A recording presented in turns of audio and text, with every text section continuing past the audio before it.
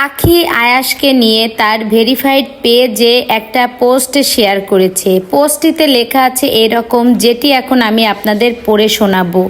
বাবু পেটে থাকা অবস্থায় আমি মনে মনে আল্লাহর কাছে বলতাম, আল্লাহ সিজারের সময় আমারে নিয়ে যাও, আর ভালো লাগে না এই দুনিয়া।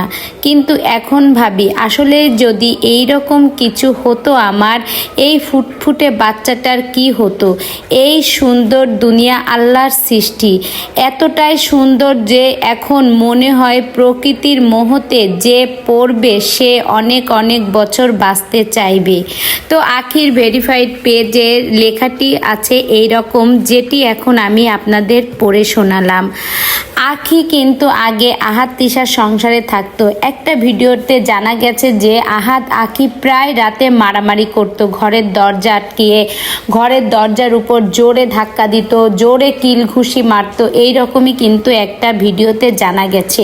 কিন্তু এখন আখি আর আহাদের সাথে নাই। আখি কিন্তু এখন মোটামুটি অনেক ভালোই আছে আয়াসকে নিয়ে অনেক সুন্দরী আছে। কিছুদিন আগে আখি কিন্তু কক্সবাজার থেকে ঘুরে আসছে। এছাড়াও কিন্তু আখি বিভিন্ন সময় বিয়ের প্রোগ্রাম বলো বা ছোট বাচ্চাদের জন্মদিনের অনুষ্ঠান বলো, সব কিছুতেই কিন্তু আখি ইদানিং সব অনুষ্ঠানেই থাকে। তো আখি মোটামুটি এখন কিন্তু ভালোই আছে। যাক, আখি ভালো আছে এটা শুনে আমার কাছে যেমন ভালো লাগছে, তোমাদের কাছেও নিশ্চয়ই ভালো লাগছে। কার কার কাছে কেমন লাগছে এটা কমেন্ট করে জানাবা। আর আখির ভেরিফাইড পেজের পোস্টটি পড়ে আমার খুবই খারাপ লেগেছে। আসলে আখি হয়তো জীবনে কোনো সময় অনেক কষ্টের মধ্য দিয়েই দিন যাপন করেছে। এখন একটা মেয়ে খুব ভালো আছে, এটা জেনেই খুব ভালো লাগছে। তো বন্ধুরা, আমার ভিডিওটি যদি তোমাদের কাছে ভালো লাগে তাহলে অবশ্যই একটা লাইক করে আমার সঙ্গেই থাকবা। ধন্যবাদ।